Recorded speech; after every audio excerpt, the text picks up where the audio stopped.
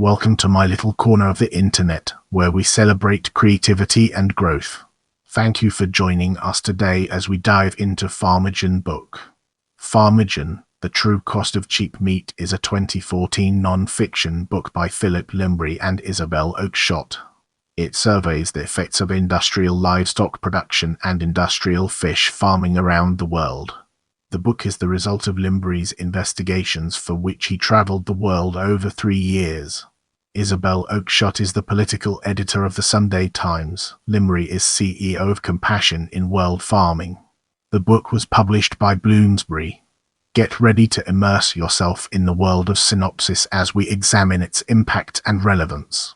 The thesis examined in the book is that globalist production chains of industrialist agricultural systems negatively affect farmed animals, human health, the countryside, rivers and oceans, biodiversity in rainforests and many of the world's poorest people.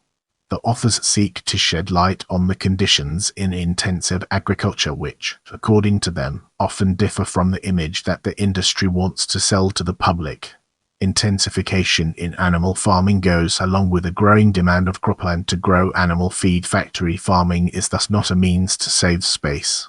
They argue consequently that to feed the world population, factory farming is not the solution but a threat, not least since more than a third of the world's arable harvests are being used to supply farmed animals. According to the book, the consumer price of cheap meat does not include the overall costs of industrial meat production. The reader follows Lymbery's journey from his start in California's Central Valley. There he finds dairies where 10,000 cows can be milked at once. He travels to enormous piggeries in China and visits the fish meal industry of Peru, which converts millions of tons of anchovies to fish meal for supplying the livestock industry with feed.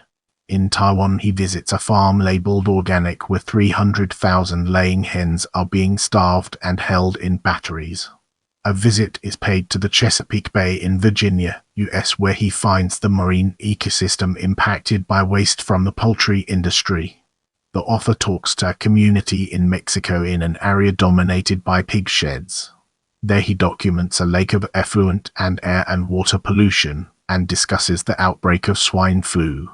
One chapter of Farmageddon is dedicated to the question, what happened to the vet? Lymbery says that veterinarians work in an industry with an inbuilt flaw. He states that veterinarians often comply with the industrialization of animals, for example in the prophylactic use of antibiotics which are applied in the mass production of animals, eggs and milk, instead of demanding a different pasture-based agricultural system. According to Lymbery, veterinarians should not support systems that are inherently bad for animal welfare, which allegedly is the case in mass production of broiler chickens, caged production of eggs, the large-scale permanent housing of dairy cows, so-called mega dairies, and highly intensive pig production where mothering pigs are kept in confinement where they can't turn around for weeks at a time. In order to prevent Farmageddon, the authors come up with suggestions for consumers, policy makers and farmers. Consumers should eat less meat.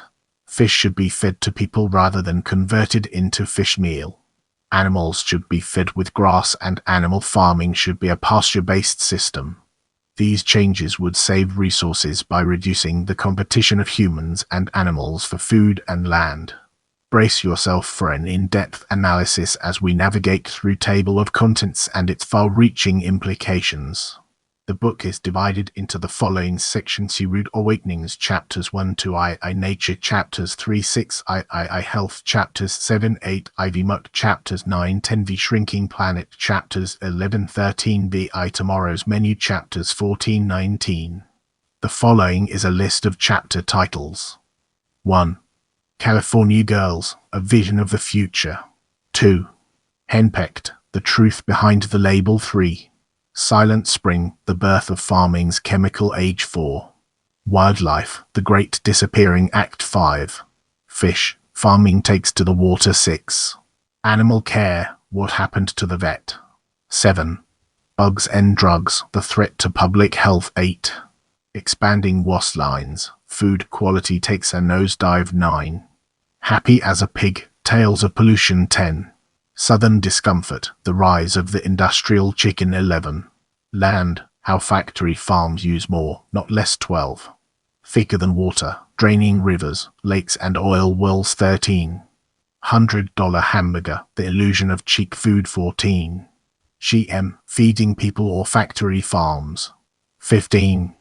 China, Mao's mega farm dream comes true 16. Kings, commoners and supermarkets, where the power lies 17. New ingredients, rethinking our food 18. The solution, how to avert the coming food crisis 19. Consumer power, what you can do. Let's now turn our attention to reception and examine its role within the larger context. Tristram Stewart wrote in a review for The Guardian that although he is critical towards the orthodoxy that large-scale farms and industrial agricultural technology are inherently wrong, this catalogue of devastation will convince anyone who doubts that industrial farming is causing ecological meltdown.